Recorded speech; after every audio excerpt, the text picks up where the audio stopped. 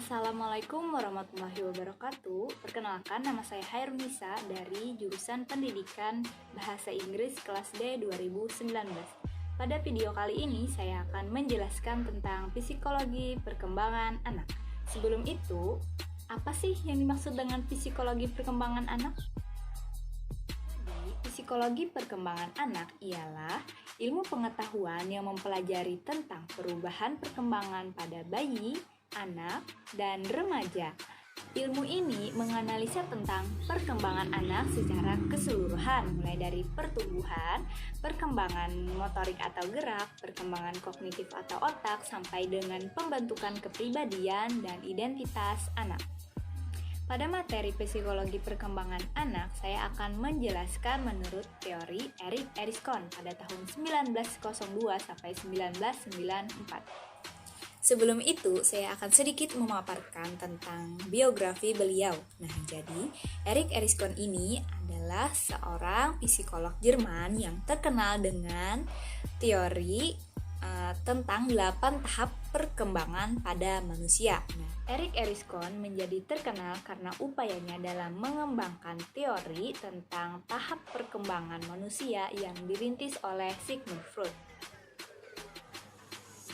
Erikson menyatakan bahwa pertumbuhan manusia berjalan sesuai prinsip epigenetik yang menyatakan bahwa kepribadian manusia berjalan menurut 8 tahap.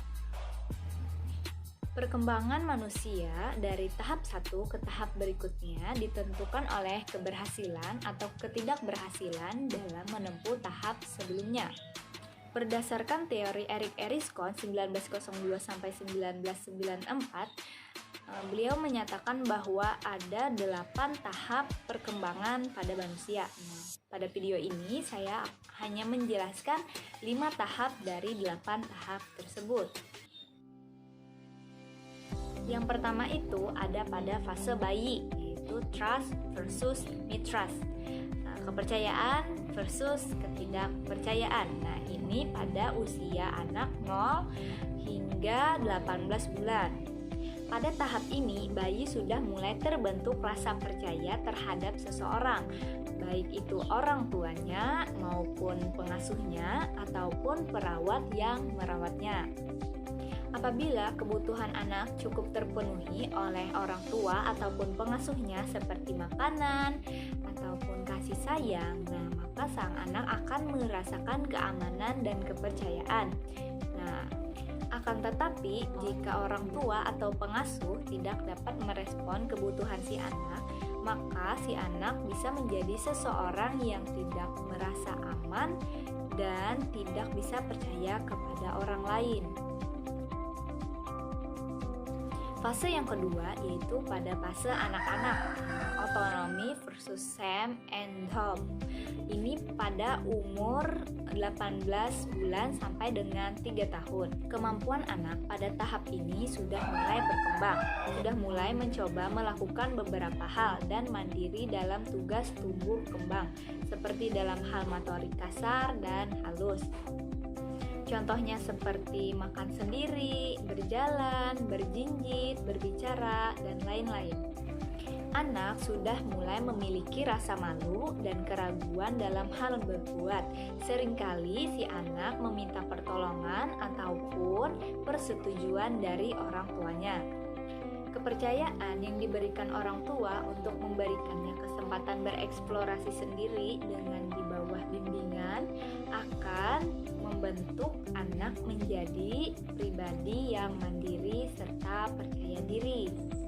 Sebaliknya, jika orang tua terlalu membatasi dan bersikap keras kepala kepada anak, maka dapat membentuk sang anak berkembang menjadi pribadi yang pemalu, tidak memiliki rasa percaya diri dan juga tidak mandiri.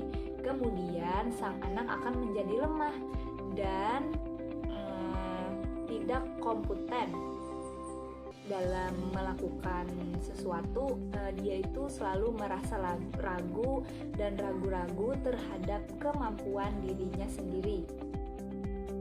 Fase yang ketiga ada fase prasekolah, yaitu inisiatif versus tampil pada usia 3 sampai dengan 6 tahun. Pada tahap ini, anak mulai inisiatif berinteraksi dengan lingkungan sekitarnya, sehingga menimbulkan rasa ingin tahu terhadap lingkungannya, terus juga apa yang dilihatnya, serta anak itu berinisiatif untuk mencari tahu. Anak pada usia prasekolah sudah mulai menantang dirinya sendiri dengan beberapa kemampuan lain seperti motorik, terus juga kemampuan berbicara, dan mampu mengeksplorasi lingkungan secara fisik maupun sosial, terus juga mengembangkan inisiatif dan mulai bertindak. Akan tetapi, bila anak-anak pada masa ini mendapatkan pola asuh yang salah, maka mereka cenderung merasa bersalah, terus juga akhirnya mereka ini hanya berdiam diri. Sikap diam diri ini yang mereka lakukan bertujuan untuk menghindari suatu kesalahan-kesalahan dalam hal bersikap maupun perilaku. Dari sikap berdiam diri ini nantinya itu juga mengakibatkan sang anak ini menjadi tidak peduli terhadap lingkungan sekitarnya. Keempat, itu ada fase sekolah, industry versus environment. Itu berkisar pada umur 6 sampai 11 tahun. Pada fase ini anak akan belajar mengerjakan tugas dari gurunya, terus memiliki rasa tanggung jawab dan mulai senang belajar dengan teman-temannya. Pada fase ini anak itu sudah duduk di bangku sekolah dasar dan si anak mulai mengembangkan suatu perasaan terhadap identitasnya. Kemampuan akademik anak yang sudah memasuki sekolah dasar akan mulai berkembang dan juga kemampuan berinteraksi di luar keluarganya. Terus yang kelima ada fase identity versus identity confusion. Ini berkisar pada umur 12 tahun sampai dengan 20 tahun. Dalam tahap ini lingkup lingkungan sudah semakin luas, tidak hanya lingkungan keluarga ataupun sekolah, tetapi juga di lingkungan masyarakat. Pencarian jati diri mulai berlangsung dalam tahap ini apabila seorang remaja mencari jati diri atau apabila seorang remaja ini bergaul dengan orang yang baik, maka akan tercipta identitas yang baik pula. Namun sebaliknya, jika remaja bergaul dengan lingkungan yang kurang baik, maka akan timbul kekacauan identitas pada diri remaja tersebut. Pada tahap ini, remaja akan mencoba banyak hal untuk mengetahui jati diri mereka sebenarnya. Dan biasanya anak akan mencari teman yang memiliki kesamaan dengan dirinya dan untuk melewati dalam hal tersebut.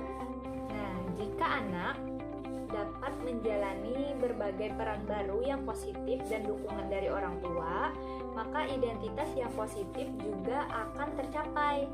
Terus akan tetapi jika anak itu kurang mendapat bimbingan dan mendapat banyak penolakan dari orang tua terkait berbagai perannya, maka ia bisa akan mengalami kebingungan identitas dan serta tidak yakin terhadap hasrat serta kepercayaan dirinya. Sekian dari saya. Wassalamualaikum warahmatullahi wabarakatuh.